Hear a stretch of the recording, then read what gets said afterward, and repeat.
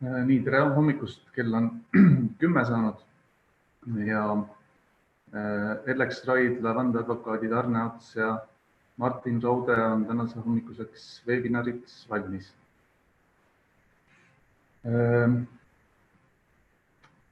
Loodame, et on ka auditooriumit. Meie praegu oma arvuti ekraanilt ei näe, me näeme ainult iseennast. Selles mõttes on üsna kummaline rääkida, et räägiks justkui iseendale. Aga loodetavasti meid kuuldakse ja loodetavasti tänasest üritusest on ka üht-teist kõrva taha panna. Et meie teema, millest me täna räägime, on COVID-19, kuidas vältida maksejõuetust. See on üsna ambitsioonikas plaan sellest küsimusest rääkida, sellepärast et ega sellele küsimusele ju lihtsaid vastuseid ei ole ja need küsimused on tekkinud ja kerkinud täna päris paljude ettevõtjate ees üle maailma. Ja juba tänaseks on teada, et kõigil ei ole neile küsimustele vastuseid olnud ja leitud ja isegi aastasadu eksisteerinud äriühingud on pankrotistunud.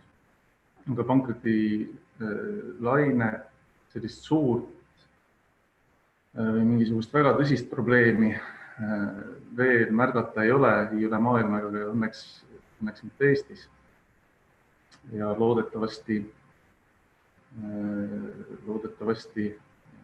väga mingisugust apokalüptilist selles majanduselus ka ehk ei toimu.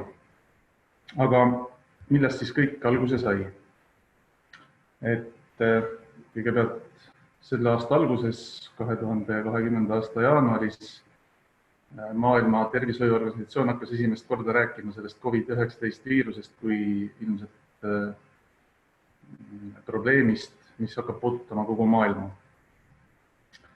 Ja ei läinudki palju mööda, mõni kuu siin ja 12. märts see Maailma Tervishoiuorganisatsioon kuulutas välja pandeemia.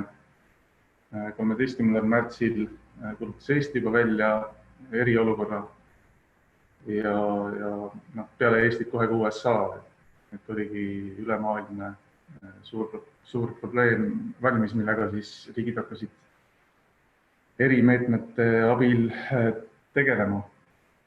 Siis, kui pandeemia välja kuulutati, oli Euroopas probleem veel selline, et haigestunud oli circa 20 000 inimest ja surnud inimesi oli alla 1000. Tänane seis on muidugi hoopis midagi muud, et maailmas haigestunute arv ületas 2,5 miljoni piiri ja surnud üle maailma on juba 177 000 inimest. Nii et probleem on igal juhul globaalne ja ülitõsine.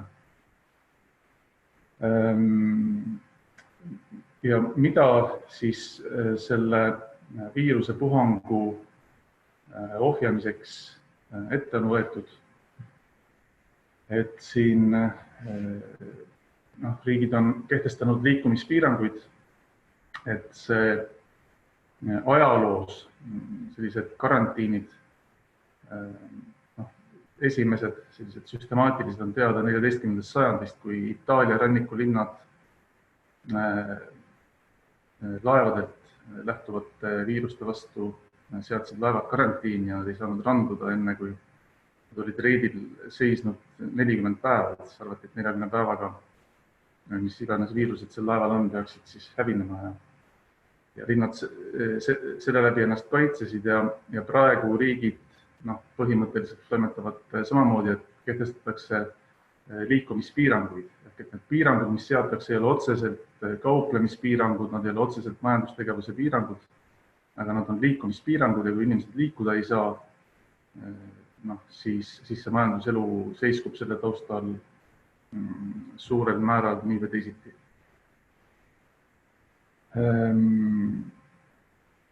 Ja see viiruse puhang, siis mis ta siin üle maailma praegu juba kaasa on toonud, mõned näited, näiteks Ameerika autorendi ettevõtja Hertz, mis tegutseb Ameerikas, on üle 10 000 töölepingu lõpetanud. Kia ja Hyundai on oma tehased kinni pannud.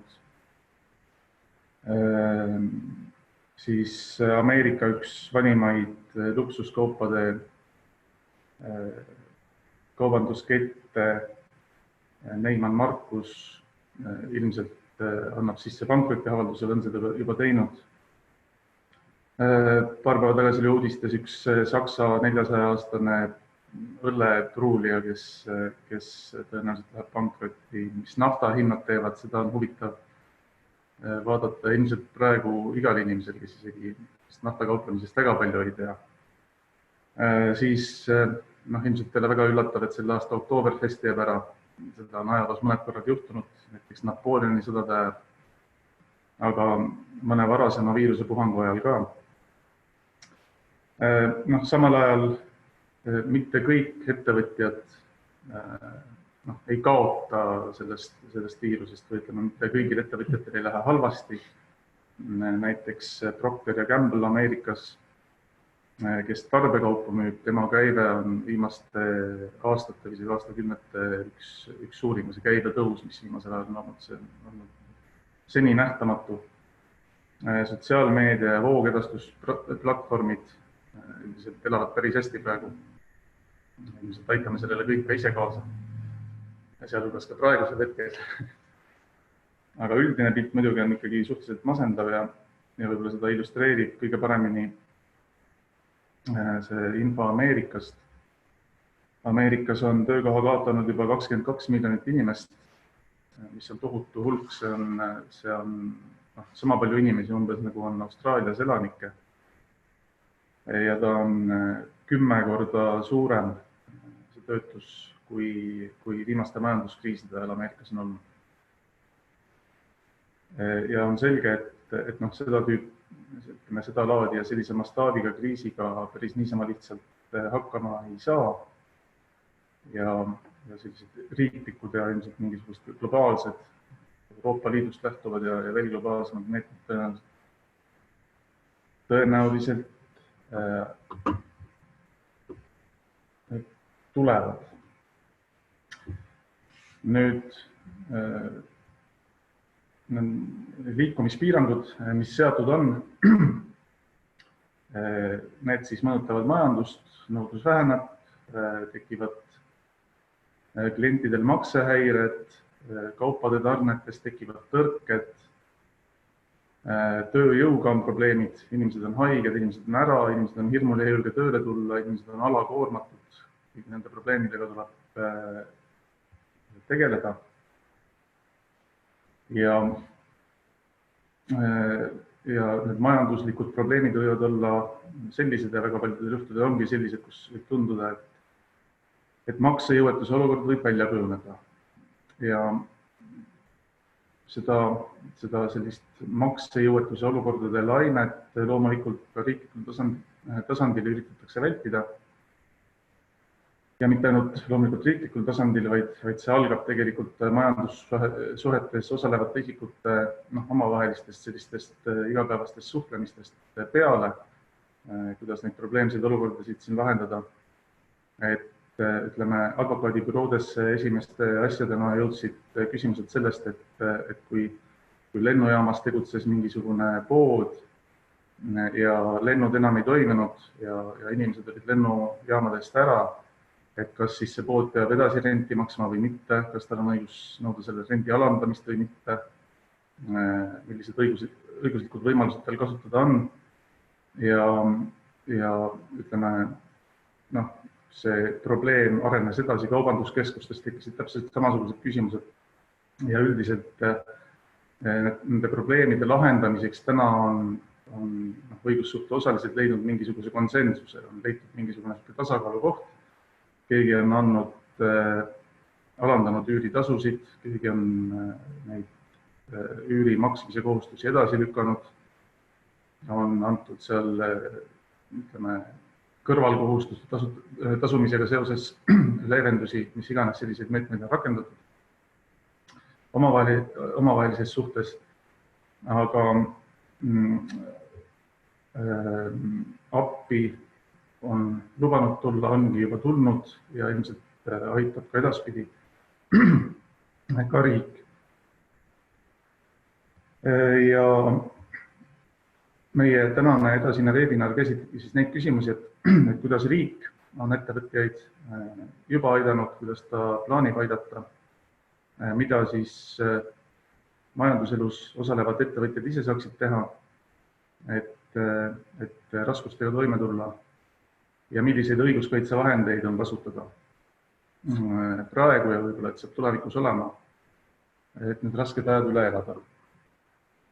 Korra ütlen vahel, et teil kuskil peaks olema vaates olemas ka chatbot, mille kaudu siis on teil võimalus jooksvalt küsimusi esitada ja neile me püüame vastata, kui mitte varem, siis selle ettekande lõpus, kui aeg seda võimaldab ja küsimusi tekkinud on. Just. Ja nüüd räägime natukene nendest riigipoolsetest meetmetest. Et kõigepealt esimese asjana peab ütlema seda, et need riiklikud meetmed, mida rakendatakse nii Eestis kui mujal maailmas, on üsnagi sarnased. Et ükski riik väga palju mingisuguste meetmete poolest teisest ei erine. Üldiselt üritatakse anda ettevõtjatele maksusoodustusi, luuakse igasuguseid laenuprogramme, käendusprogramme, tagatisprogramme, selliseid otse rahasüste ettevõtjatele. Kõike seda tehakse Eestis ja kõike seda tehakse ka mujal maailmas. On mingisuguseid selliseid nüansilisi erinevusi, kuidas riigid erinevatele sellistele küsimustele lähenevad. Näiteks Itaalias on ette nähtud üürnikele mingisugused toetusprogrammid üüride tasumiseks. Saksamaal näiteks on üürnikele antud selline kaitse, et kui nad selle COVID-viiruse levimise perioodil üüri võlgu jäävad, et siis üürileandjad ei saa nendega lepinguid lõpetada. Ameerikas on õppelaenude tagastamisega seoses tehtud erinevaid soodustusi.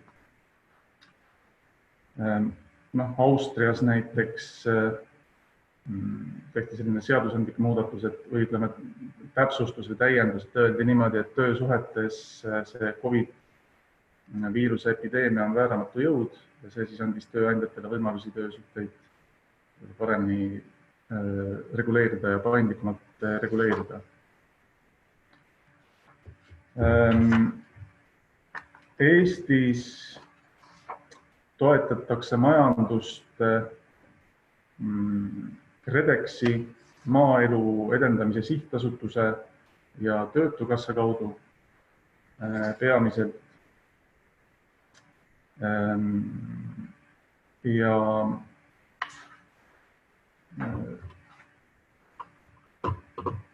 Aga lisaks veel räägitakse otsetoetustest, mis riigilt peaksid tulema, mis kanaleid pidi ja kuidas nad täpselt siis lõpuks saajateni need toetused jõuavad, et see kõik kujuneb. Aga nüüd praegusel teie ees oleval slaidil otsetoetustest need tööturutoetused juba töötavad ja toimivad. Otsetoetustena on mõeldud veel kriisiperioodile langenud igasuguste kultuuri- ja spordihüvitiste ärajäämisest tekkinud kulude ja kahjude hüvitamine. Siis riik soodustab äritegevuse ümberkujundamist, et kriis tõenäoliselt muudab majanduselus ja meie eludes üldse üsna palju ja inimesed kohanevad, ärid kohanevad. Ja selleks, et see kohanemine siis läheks kiiremini, selleks on riigi tugi ette nähtud. Turismisektorit riik plaanib toetada. Turismisektor on üks kõige kõvemini pihta saanud majandussektor praegu. Ja reisilaevanduses on ette nähtud siin sadamatasude ja tööjõumaksude toetused. Lisaks siis nendele otsetoetustele KredExi meetmed. Eelkõige siis on KredExi kaudu ette nähtud laenu saamise võimalused, käibelaen, investeerimislaen, KredExi laenukäendused. Need summad, mis KredExi kaudu majandusse suunatakse, on päris suured, need on miljardites eurodes, loodetavasti on neist abi. Praegu veel väga täpset informatsiooni selle kohta ei ole, et kes, millal, kuidas täpselt taotleda saab ja kuidas see protsess käib, aga ütleme selles osas soovitakski lihtsalt jälgida reklaami ja vaadata pidevalt KredExi ega Maaelu Edendamise Sihtasutuse kodulehekülgesid, Maksuameti kodulehekülgesid, valitsuse ministeeriumide kodulehekülgesid, seal seda informatsiooni pidevalt avaldatakse. See pidevalt täieneb ja sealt on kõige aktuaalsemalt võimalik infot saada. Sellepärast me ei ole ka siin slaididel välja toonud neid konkreetseid summasid praegu, sest see meetmete pakett ilmselt on muutumises ja sõltub sellest, kui kaua see kriis meil kestab.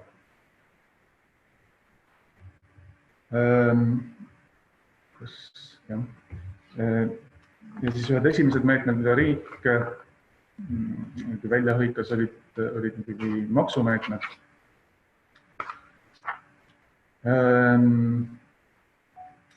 Maksuvõlgadelt intressi tasumine on pausi peal, intressimäära alandatakse, diislikütuse, maagaasi, elektrienergia aktsiisimäärasid langetatakse. Tehakse veel siin erinevaid maksusoodustusi, et ettevõtjate elu lihtsamaks teha ja nende maksumeetmete osas ilmselt ka, et kas see tänane pakett on ammendav või tuleb siin veel mingeid muudatusi, see sõltub sellest, kuidas see olukord meil edasi areneb.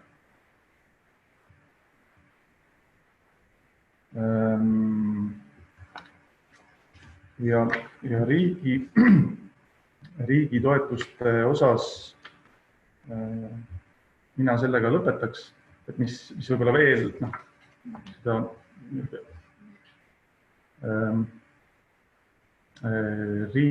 riiklike toetuste poolt puudutab, et siis tõenäoliselt ju tulevad ka mingisugused Euroopa Liidust lähtuvad meetmed, mida majandusse suunatakse. Tõenäoliselt Euroopa Liidust tuleb ka mingisuguseid õiguslikke meetmeid, mis reguleerivad natukene teistmoodi neid olukordi, kuidas riigi abi üldse käsitletakse, sest riigi abi ju üldiselt on üsna täpselt ja kitsalt Euroopa Liidus reglementeeritud. Tõenäoliselt siin ikkagi mingeid muudatusi tuleb ja see, mis Euroopa suunalt tuleb, selle kohta tegelikult ka meie avalikus veebiruumis on neid veebinare ja selgitusi selle kohta, mis sellelt suunalt oodata võib. Aga riigi meetmete osas praegu kõik see, mis õiguslikesse regulatsioonidesse puudutab ja mis riik on kavandanud ja mis on välja tulnud, et sellest siis räägib minu kolleeg edasiste slaidide juures. Jah, et kui Aarne keskendus nendele meetmetele, mida riik on selle olukorra leevendamiseks vastu võtnud ja vastu võtmas ja mille täpne sisu ja taotlemise vorm ilmselt veel ajas selgub, et siis ma räägin mõne sõnaga nendest lahendustest, mis on ettevõtjatel endil, nii kokkuleppelised kui ka siis olemasoleva õigusliku regulatsiooni raames, mille osas on ka tekkinud mõningane praktika, mille pinnalt on siis võimalik teha teatud järeldusi ka selles, et kas ja kuidas on neid võimalik kohaldada siis praegustes tingimustes. Ja nii nagu elus väga tihti ju on, et kõige mõistlikum on siis, kui asjaosalised ise saavad vastastikku olukorrast aru ja lepivad enda vahelistes suhetes kokku.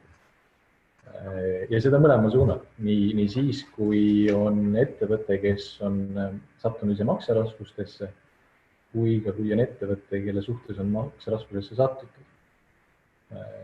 Ehk et kui olla enda käitumises väga jäik, siis see võib hakata lumepallina veerema, mõjutama kogu makseahelat ja seeläbi ka siis tingima selle olukorras väljatulekust veidi keerulisemaks. See, mis konkreetsetesse kokkulepetesse siis puutub, siis olles selle ettevõtte rollis, kellel on välja läinud arved ja kes majandustegevust soovib jätkata, siis üks lahendus kindlasti on see, et muuta enda maksetingimusi ja kui varasemalt võimaldati siis näiteks teha makseid klientidel pärast kaubatarnet või teenuse osutamist, et siis selle asemel küsida nüüd siis tekitamaksu ja selle läbi siis enda makseriske oluliselt vähendada. Teine võimalus nii siis, kui ettevõtte suhtes on makseraskustesse sattutud, kui ka ettevõte ise võib olla makseraskustes, on maksetähtaegades kokkuleppimine, kas siis nende edasilükkamise näol või siis maksete ajatamise näol ja osamaksetes kokkuleppimine. Ja mis mõistagi sellisel juhul ju arusaadav on, et sellised kokkulepped, mida siis tehakse maksetähtaegade või maksete ajatamise suhtes, peaksid olema kirja pandud selliselt, et nende pinnalt hiljem vaidlusi ei tekiks ja et nendele ka võimalik hiljem tugineda oleks. Sageli ja enamasti piisab meilivahetusest, kus on siis uued kokkulepped fikseeritud. Teatud juhtudel võivad olla ka vajalikud rangemad vorminõuded ja see sõltub omakorda suuresti sellest, et kas ja mida on reguleeritud selles lepingus, mille alusel tehtavaid makseid siis hakatakse ümber kujundama kokkuleppel. Omaette plokk, mida ettevõtted, kelle suhtes on raskustesse sattutud ja kes ise raskustesse sattunud on, saavad kasutada, on lisatagatised nende andmise või küsimisena. Ja sageli siis ühelt poolt ettevõtte poolt maksete ajatamise võimaldamine käibki siis nii-öelda vastukaubana lisatagatise saamise vastu. Lisatagatiseks võib olla nii siis füüsilise isiku käendus.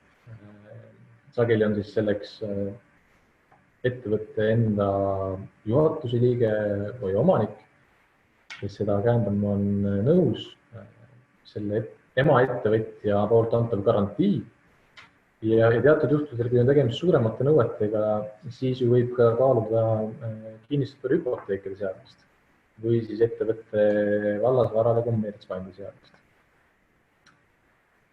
Ja üks võrdlemisi vähe kasutatud, aga siiski ju täiesti reaalne lisatagatise variantile kaaluda saab, on ka registerpant, mida siis saab seada kas siis näiteks ettevõttel olevatele või ka eraisikul olevale patendile näiteks, muule intellektuaalomandile või siis ka sõidukile.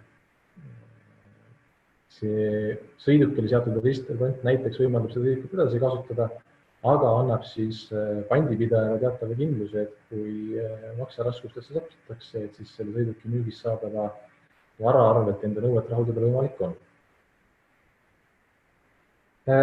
Selle jaoks, et hetkeolukord ära fikseerida ja selle teiga võimalikke vaidlusi tulevikus ennetada, on üks variant ka võlatunnistusega, kas siis andmine või küsimine.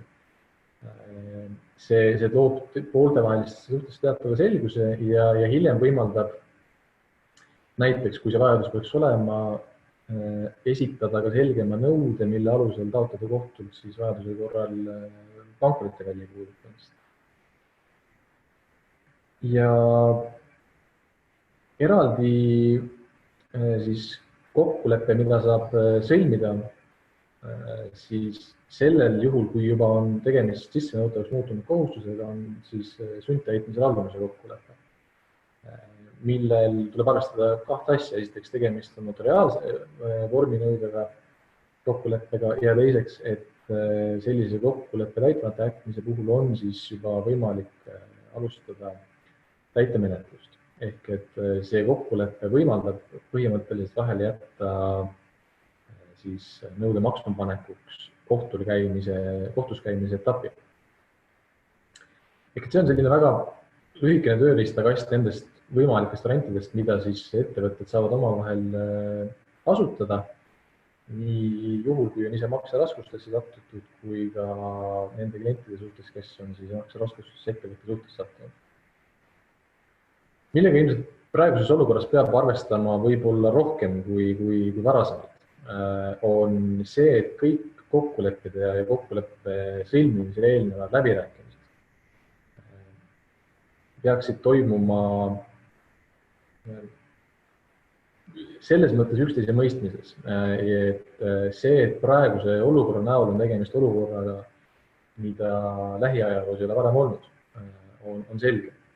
Ja see, et praegusel juhul on ilmselt vaja teha teineteise suhtes järeleandmisi, on valdavatel juhtudel ka selge.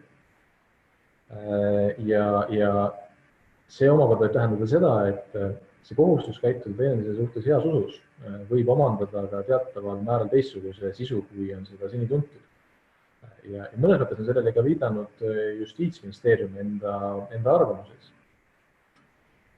kes on toonud näite, et kui tõepoolest üks ettevõtja pakub teisele ettevõttele ettemaksu tagastamise asemel võimalust kasutada seda summat tulevikus, siis muude teenuste tarbimiseks, et siis sellisest pakkumisest keeldumine ei pruugi olla kooskõlas heausu põhimõttel. Ja siit sujuvalt jõuame edasi ka nende jõuamegi edasi. Ka nende meetmete juurde, mida siis saab kasutada õiguskaitsevahendina juhul, kui kokkulepped ei ole tulemusi toonud. Ja jätkates sealt, kus enne poolele jäime, et siis eelkõige võlgnikud, kes on enda kohustuste täitmisega raskustesse sattunud, võivad ilmselt senisest rohkem tugineda enda kohustuste täitmata jätmisel heausu põhimõttele. Tõsi, see ei ole absoluutne, tõsi, see on vaieldav ja tõsi, võlaosaldaja ei pruugi sellega nõustuda ja võib enda võlgniku kohustuse täitmist endiselt nõuda ja sellisel juhul küsimus sellest, et kas heausu põhimõte õigustab kohustuse täitmata jätmist või mitte, saab vastuse siis kohtus. Aga üldprintsiibid on tõepoolest, et heausu põhimõte võimaldab siis teatavatel juhtudel vaadata mööda sellest, mis on kirjas nii seaduses kui ka lepingus endas. Ja sellisel juhul siis vaidluse korral saab kohus jätta seaduses või lepingus kirja panna kohaldamata ja lahendada selle vaidluse ära siis selle pinnalt, et kuidas heas usus käituvad lepinguosalised talitama peaksid. Et ilmselt on heausu põhimõtte näol tegemist sellise siis instituudiga, mis saab uut praktikat selle koroona valguses.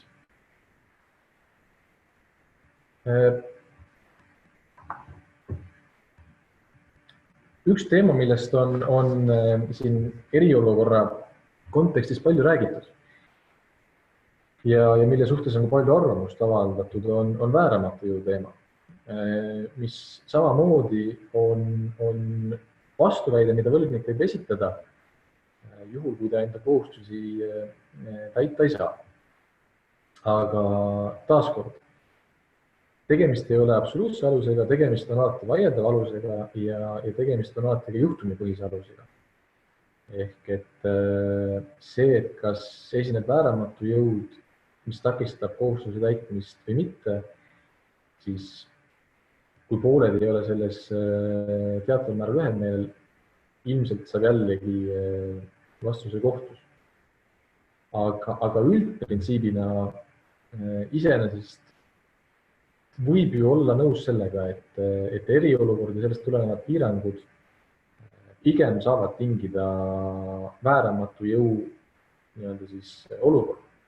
omakorda on küsimus selles, eks ole, et kas siis see on selline asi, mis seda kohustuse täitmist takistab. Ja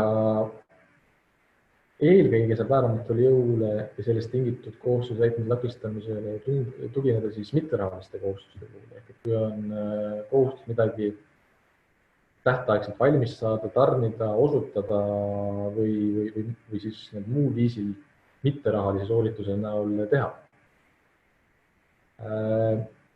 Ja sellisel juhul, kui on tegemist mitterahalise kohustusega, ei võimalda see mitte ainult siis selle põhikohustuse täitmisest keelduda kuniks see vääramatu jõud möödub, vaid sellisel juhul siis lepingu teisel poolel ei ole õigust nõuda ka leppetrahvi ega kahjulitamist selle kohustuse täitmata jätmise eest. Aga selle jaoks, et jällegi elu oleks tasakaalus ja see lepingu pool, kelle suhtes siis vääramatule jõule tuginetakse, ei saaks liigselt kannatada, siis tema omakorda võib siis endapoolse kohustuse täitmisest keelduda, ehk et näite puhul, et kui on vaja midagi tähtajaks tarnida ja seda ei ole võimalik tähtaegselt teha, et siis klient ei pea ka omapoolset rahalise tasu maksmise kohustust täitma. Samamoodi võimalik leping lõpetada ja on ka siis võimalik hinda alandada. See, kas ja mis ulatuses hinda alandada, on jällegi juhtumipõhine, aga võimalus kui selline on seaduses ette nähtud. Nüüd, millega tuleb arvestada nii senise kohtupraktika taustal kui ka siis praegustes oludes Justiitsministeeriumi poolt välja antud arvamuse taustal, on see, et määramatu jõud rahalise kohustuse täitmist ja selle täitmist reeglina ei vabanda.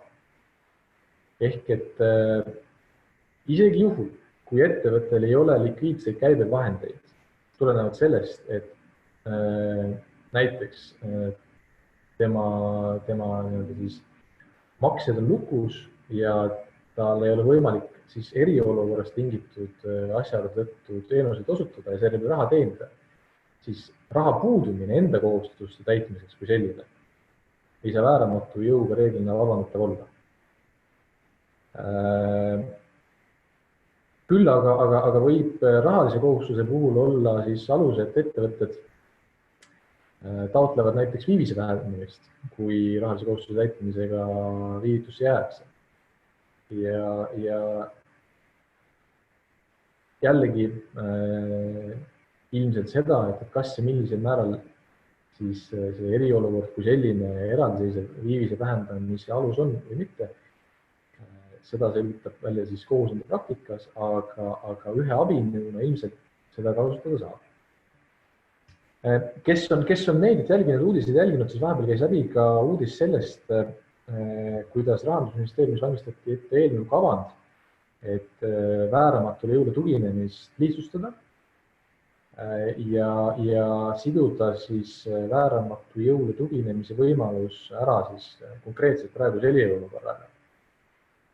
Siis praeguseks hetkeks nii palju, kui infot teada on, see eelnõu kavand on kõrvale lükatud ja sellega edasi ei minda. Ehk et saab lähtuda suuresti sellest, mis praegu kehtivas seaduses kirjas on ja sellest, et kuidas siis kohtud on praegu kehtiva seaduse pinnalt vaidlusi lahendanud. Ja vääramatu jõu kontekstis, mida veel tuleb arvestada, et vääramatu jõu puhul saab tugineda sellele üksnes juhul, kui kohustuse täitmine on tõepoolest võimatu. Seda ei saa teha siis, kui kohustuse täitmine on kas ebamugav või raskendatud. Ja samuti ei saa seda teha siis, kui see kohustuse täitmine on tingitud näiteks soovist mingisuguseid vabatahtlikke juhiseid täita. Ehk et ettevõte võib iseenesest olla ju enda töötajate ja teiste inimeste suhtes vastutustundlik ja ütelda, et tema töötajad tööle ilmuma tingimata ei pea. aga kuniks sellist tööle ilmumise keeldu ei ole riigi poolt seatud, siis sellest enda soovist tingitud tagajärgedele ei saa vääramatu jõu kontekstis tugineda. Ja kindlasti, kui ettevõte tunnetab, et see vääramatu jõu olukord tekib, siis tasub sellest enda lepingupartnerit teavitada ja selle pinnalt siis eelduslikult leppida kokku edasises tegevuses, aga kui mitte, siis säilitada see teavitus võimalikeks tulevasteks vaidluseks selle jaoks, et siis hiljem vajaduse korral kohtule enda korrektset ja heauskset käitumist tõendada.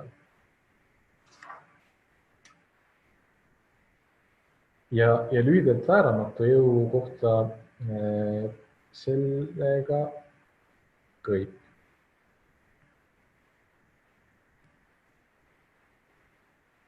Üks tööriist, mida veel kasutada saab ja nüüd enam seda siis mitte siis vastuväite tuginemise vormis, vaid siis juba kohtult selle taotlemise vormis on lepingu muutmine. Ja eelkõige saab selle aluseks olla olukord, kui see lepinguliste kohustuste tasakaal on võrreldes lepingu sõlmimise ajaga muutunud. Ehk et kui on mingisugused oluliselt enne eriolukorra algust ja selle koroonaviiruse puhangu algust sõlmitud lepingud, mille kohustuste tasakaal ei ole viirusest tingituna enam selline, nagu ta varasemalt oli, siis võib iseenesest selle variandi kasutamist kaaluda. Riigikohus oma senises praktikas on andnud mõista, et see võib olla näiteks juhul eelmise majanduskriisi näitel, kui kinnisvara väärtus oluliselt vähenes. Või et kui üürihinnad majanduskriisi tõttu oluliselt langesid. Sest et siis see kohustuste tasakaal võrreldes muutunud oluga ja muuga siis selle kinnisvara või üürituruga ei ole enam selline, nagu ta oli siis, kui lepingusse mindi, sellepärast et kinnisasjade või üüripindade eest tuleb tasuda proportsionaalselt rohkem, kui seda muutunud oludes tegema peaks. Ja seega alus kui selline iseenesest lepingu nõudmiseks võib sellisel näol olemas olla. Tõsi, mille taha seni on lepingu muutumiseks esitatud hagid sageli jäänud, on kaks teemat. Üks teema on nende asjaolude ettenähtavus. Et Riigikohus enda senises praktikas on lahendanud kaasust, kus tõepoolest mööndi, et lepingusse sisenemisel võib olla poolte ühine arusaam see, et müüdava asja väärtus stabiilses majanduskeskkonnas oluliselt ei muutu. Aga kuna lepingu muutmist taotleva poole oli tegemist kinnisvara arendaja, siis oli kohtu seisukoht see, et kinnisvara arendaja peaks ikkagi ette nägema seda, et kinnisvaraturg esineb koos oma hinnatõusude ja hinnalangustega.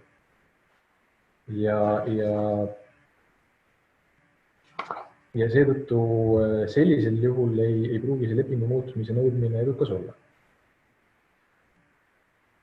Ja teine punkt, mille taha lepingu muutmine senises kohtupraktikas on sageli jäänud, on see, et kes kannab selle asjaolu muutumise riisikut. Ehk et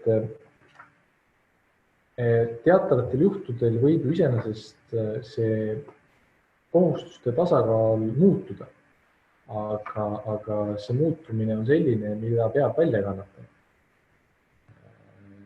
Ja Riigikohus senises praktikas on ütelnud, et asjaolude muutumisest tulenevat riski, et kohustuse täitmine muutub koormamaks ja kallimaks, kannab reeglina võlgnik.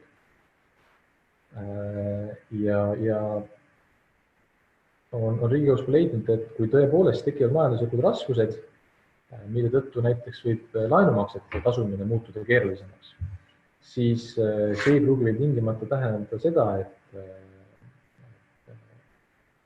siis seda lepingu muutmist taotleva isiku ehk et siis laenuvõtja kohustused oleksid suurenenud või et siis selle kasutada saadud raha väärtus oleks langenud. Ehk et teatava tööriistaga on tegemist, mida saab kasutada ja praegustes oludes ilmselt võib olla tegemist sellise jällegi instituudiga, mis kohtute poolt praktikas kujundamist leiab, aga enne hagi esitamist ilmselt tuleb seda arvestada, ja seda hinnata, et kas see kohustuste tasakaalu muutumine oli ettenähtav ja et kas ei pruugi olla olukorda, kus ise selle eest ikkagi vastama peab. Ja kui tõepoolest selline olukord on, et see lepingu muutmine iseenesest on õigustatud, aga see ei pruugi olla võimalik või siis teise lepingu poole suhtes mõistlik. Et sellisel juhul siis teine lepingu pool saab ka lepingu lõpetada, siis alternatiivina sellele lepingu muutmisele. Kust me omakorda jõuame sujuvalt järgmise siis tööriistani, mida võib kasutada, kui tõepoolest on lepingu täitmine muutunud siis väga ebamõistlikuks. Ehk et pikaajalisi lepinguid, mida tuleb täita siis pikema perioodi jooksul, ehk et mille näol on tegemist kestvuslepingutega, neid saab lõpetada, aga siin juures tuleb arvestada kahte asja jällegi. Et tuleb kaaluda asjaolusid ja tuleb kaaluda mõlema poole huve. Ehk et ei saa lähtuda ainult selle poole huvidest, kes peab lepingut täitma ja soovib selle lepingu täitmise kohustusest vabaneda, vaid tuleb arvestada ka teise poole huve.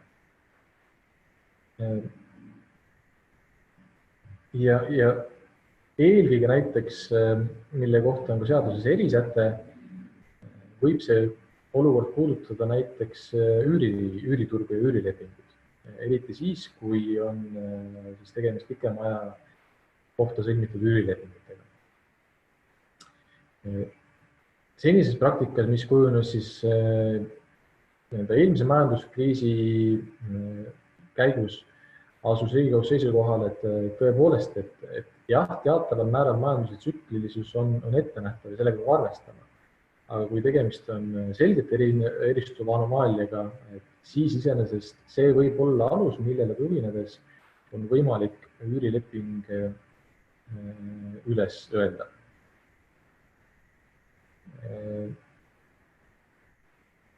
Ja jällegi, mida tuleb arvestada, on see, et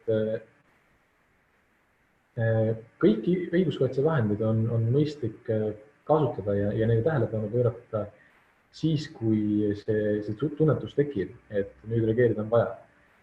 Kui jääda väga pikalt ootele, siis ei pruugi nende kasutamine võimalik olla ja muuhulgas ei ole see võimalik siis lepingu lõpetamise puhul.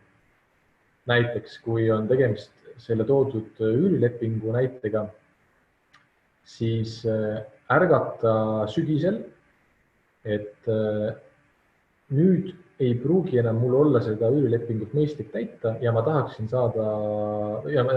sellest üürisuhtest välja tulla. Võib olla juba hilja, sest et see asjaolu, et selle täitmine ei pruugi olla mõistlik, võib olla juba ka teada praegu. Olukord ilmselt on teine, kui on tegemist siis üürituru hinna üldise langusega, mille siis majandusse jõudmine võib võtta mõnevõrra aega. Ja siis ilmselt tuleb tajuda ära seda hetkeks, et millal on üüriturg sedavõrd palju langenud, et see varem sõlmitud lepingu täitmine ei ole enam siis mõistlik. ja siis hakata seda ülesütlemise tähtaega arvutama sellest hetkest. Aga nii või teisiti, pigem kasutada neid vahendeid varem kui hiljem, sellepärast et varasema kasutamise kõige halvem tagajärg on see, et peab natukene ootama, kui õige hetk on käes. Hilise kasutamise tagajärg on see, et kohus selle kasutamisele heakskiitu ei anna.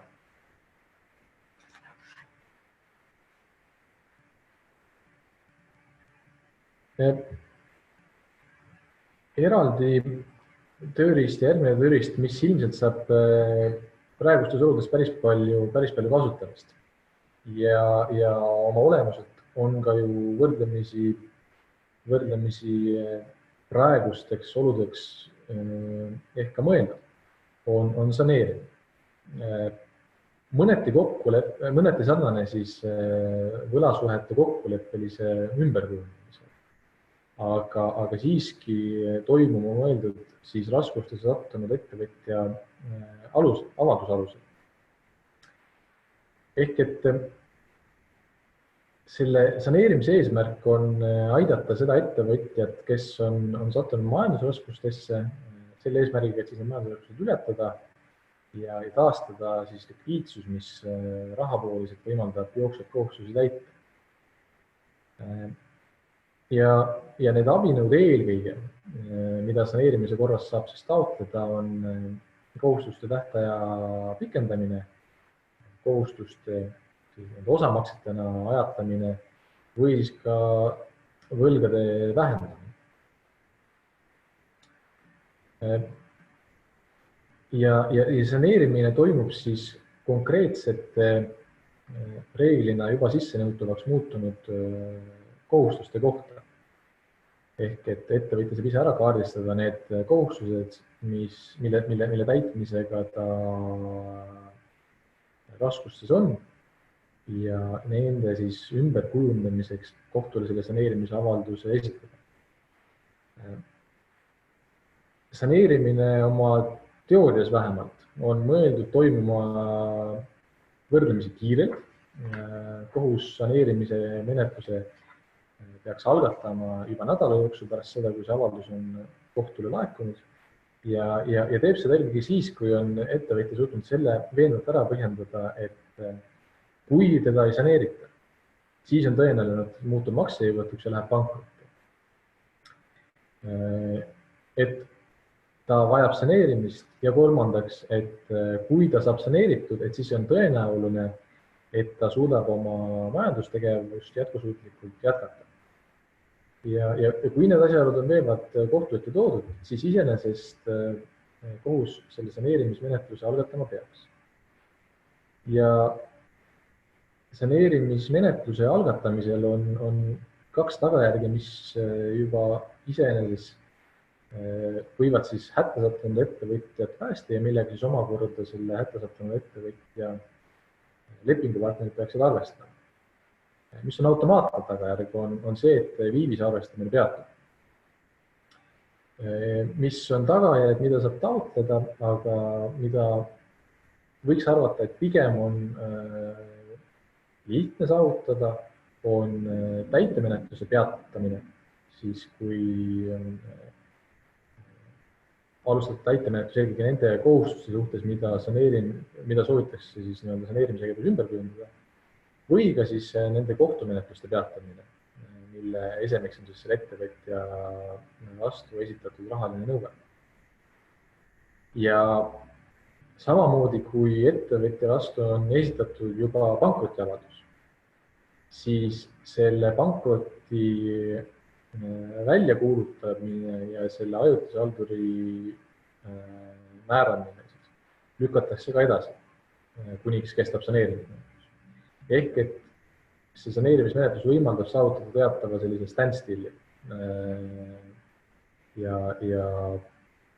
olla kasutatav siis veel sellise ülekerrena ennem seda, kui päris maksejõutuks muutuda ja pankrotti sattuda.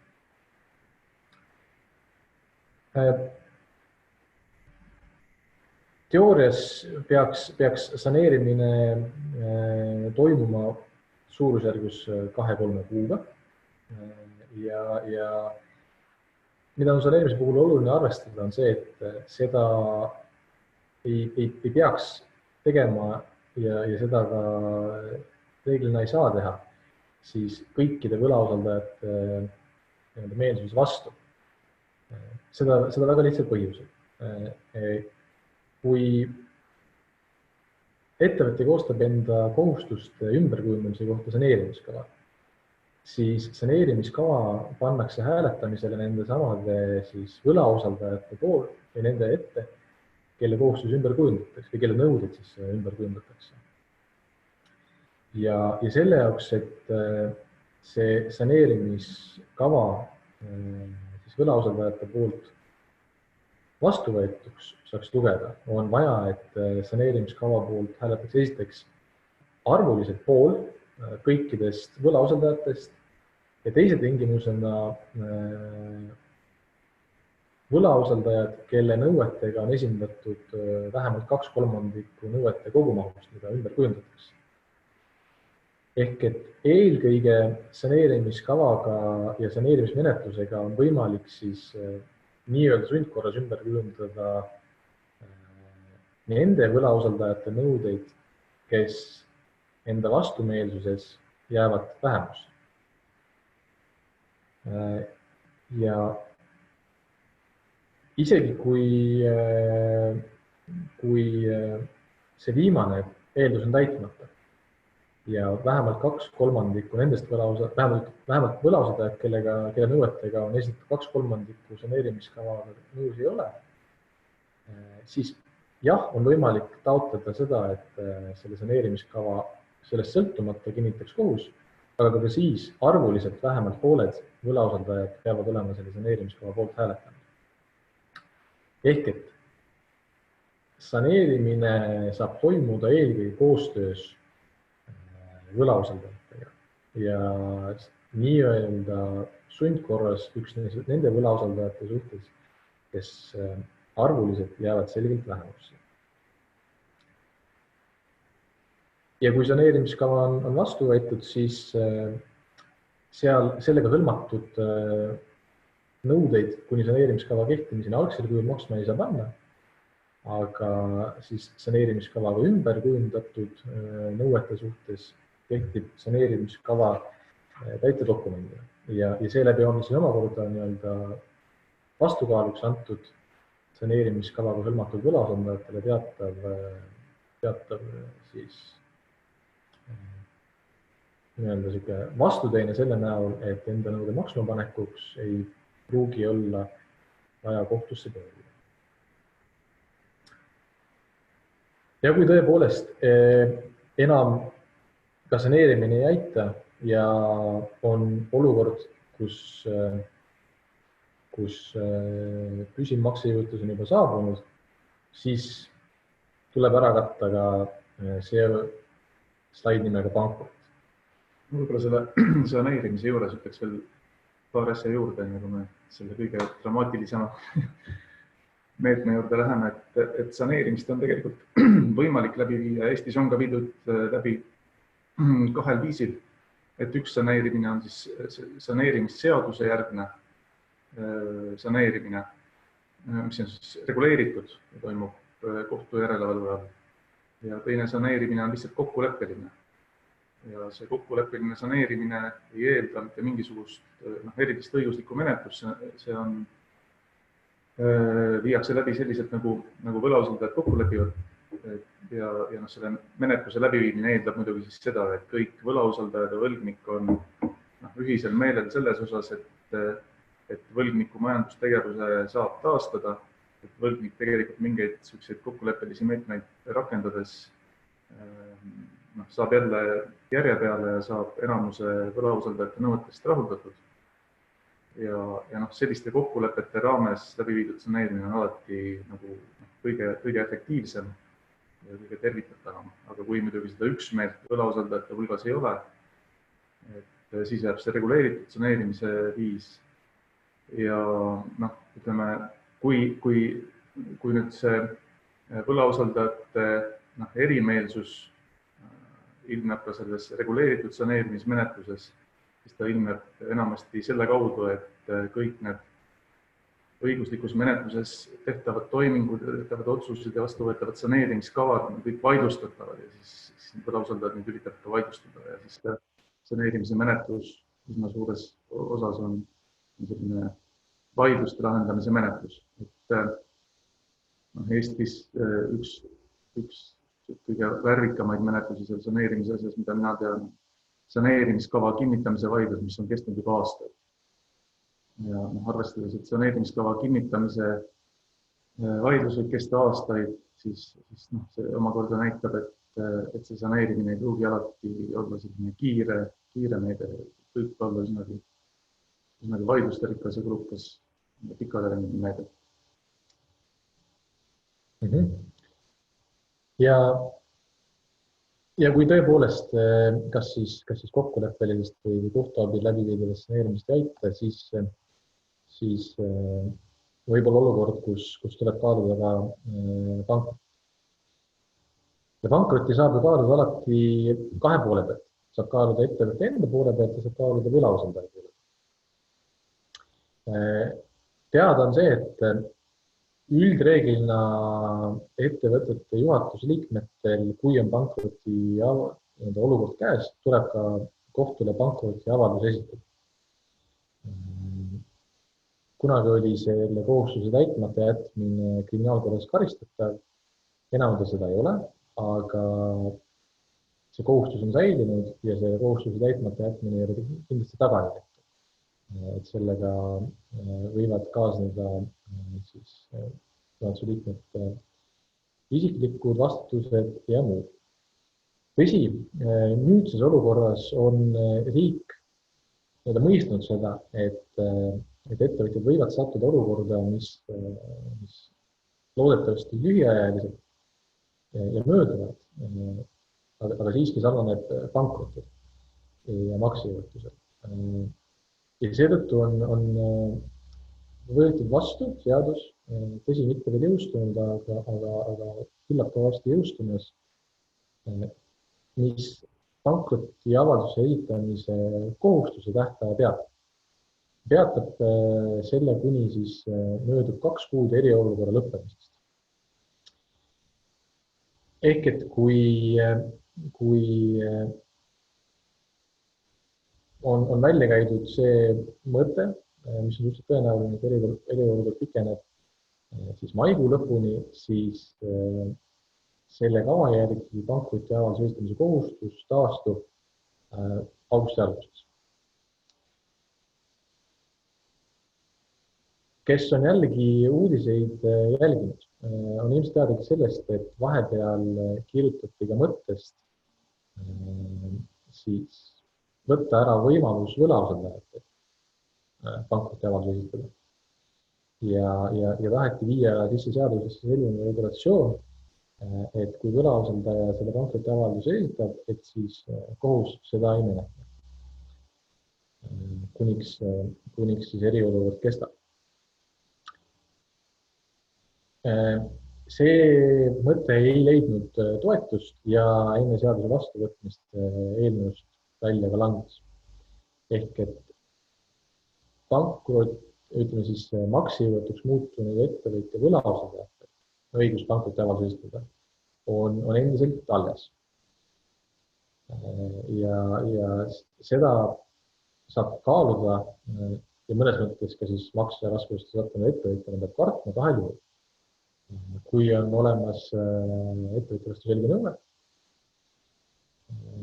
mille olemasolu aitab omakorda tõendada varasemalt mainitud võlatunnistus, kui ka siis, kui on tekkinud ettevõttel püsimaksejõud. Selle jaoks, et võlausaldaja seda pankroti avaldust esitada saaks, peab ta selle maksejõuetuse ära põhistama.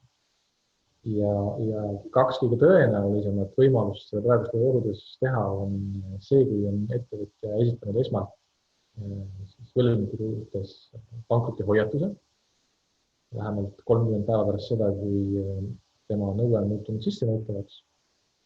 Ja kui siis seda nõuet ei ole täidetud hoiatusele järgneva 10 päeva.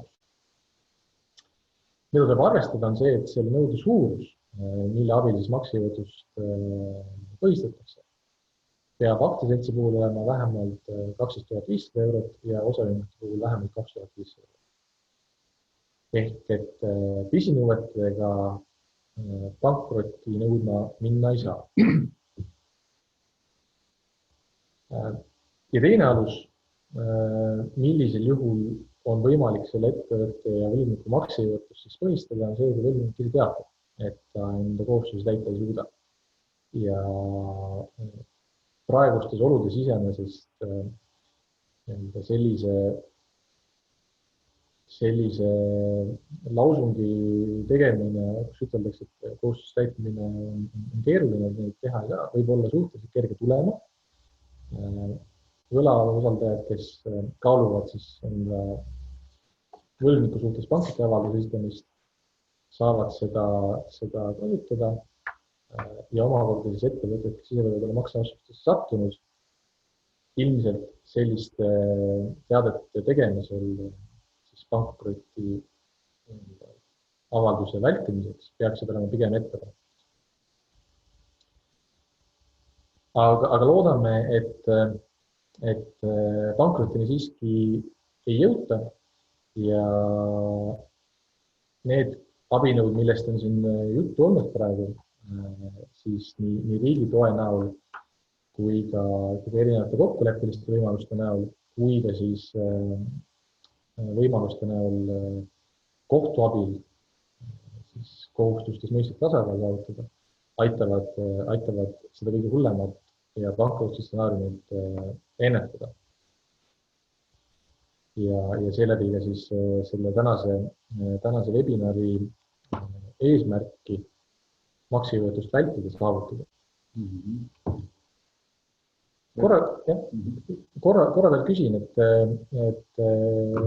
on meil teada info, et siin omajagu palju vaatajaid on. Kas kellelgi on vahepeal tekkinud küsimusi, millele kiireid vastuseid soovitakse saada? Kui on, siis andke palun selle tekstiboksi kaudu neist teada. Kui ei ole, siis saab seda teha ka hiljem juba ka juhtumpõhiselt. Jah, et me käisime nüüd õiguslikud meetmed ja selle toolboxi nii-öelda läbi, mida siis tänases olukorras maksejõuetuste vastu rakendada on. Et kui me neid meetmeid käsitlesime, siis oli näha seda ka, et praegu seadustes, mis reguleerivad majandussuhteid ja tehingulisi suhteid, väga palju muudatusi Eestis tehtud tegelikult ei ole. Tegelikult see praegune olukord toimib ka meil olemasoleva seaduse alusel ja tegelikult väga palju muudatusi ei ole ka tehtud teistes riikides. Mõnes riigis on pankrottide vastast kaitset suurendatud, Lätis näiteks, eks ole, Saksamaal ja natukene nüüd ka Eestis. Eestis kaitse puudutab eelkõige seda, et äriühing ise ei pea viima kohtule enda suhtes pankrotiavaldust, kui selle kriisi ajal probleemid tekivad. Et see, mida Eestis kaaluti ettevõtjate kaitset ka võlausaldajate pankrotiavalduste vastu, see esialgne plaan oli natukene liiga lai, et see esialgne eelnõu ei teinud vahet nende juhtumite osas, kus siis majandusraskus on tekkinud just selle COVID-i tõttu, siis võrreldes nende juhtumitega, kus COVID-il ei ole selle maksejõuetuse kujunemises tegelikult rolli või see veel on väike või ei ole määra. Ja kuna seda vahetegu ei tehtud, siis selline võlgniku kaitse läks natukene liiga suureks ja selles olukorras on juba võlausaldajad, mõned kaitset, kes tegelikult seda pankroti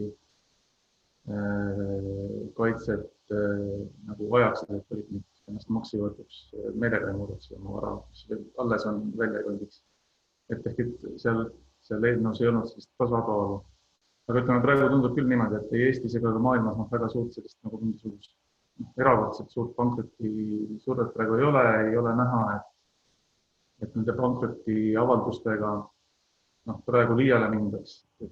ettevõtjate huvi ikkagi on ju selle vastu, et majandussuhted jätkuvad ja et sul on äripartner olemas ka pärast seda, kui see kriis meil ükskord möödub.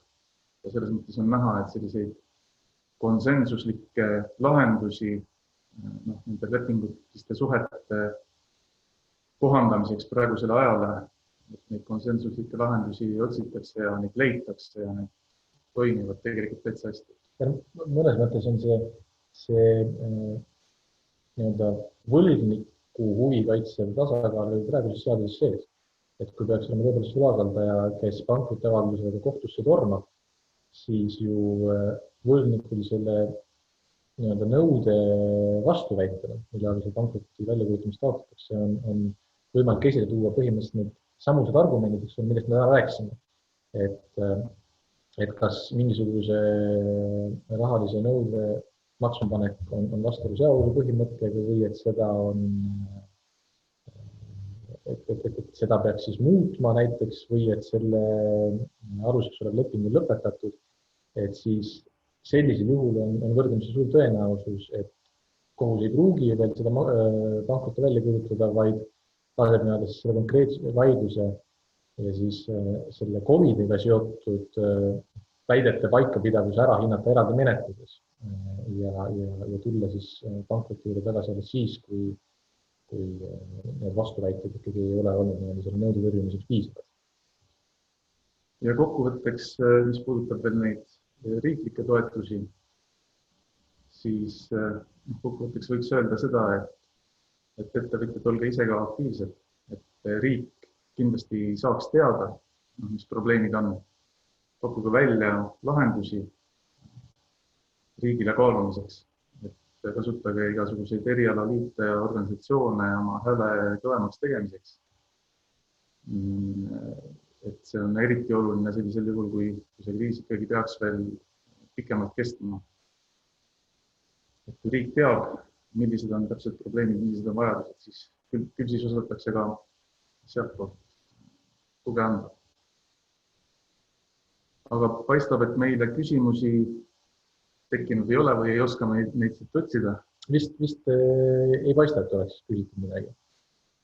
Et siis sellisel juhul me lõpetame, meiega on võimalik kontakti saada selle slaidi vaadatel kontaktaadressidel ja oleme meelsasti valmis aitama. Et see COVID-kriis on tekitanud väga palju küsimusi advokaatidele, me oleme siin kuu aja jooksul väga paljudele igasugustele sellistele tüüpsituatsioonidele nagu vastused ja nõuanded kujundanud. Nii et küsimustele vastamine on väga suurt keeru. Ja need, kes vaatavad seda järelvaatama, siis saavad enda küsimused ja peavad niikuinii enda küsimused esitama tagantjärgi, seda jõudsult teha ei saa. Ehk et kontaktid on slaidil näha. Nii palju, kui on teada, siis Äripäeva poolt teile ka PDF-failina eraldi kätte saada. Ja kui küsimusi ei ole tulnud, siis saame lugeda selle webinari lõppenuks. Ja püsime kodudes. Nägemist!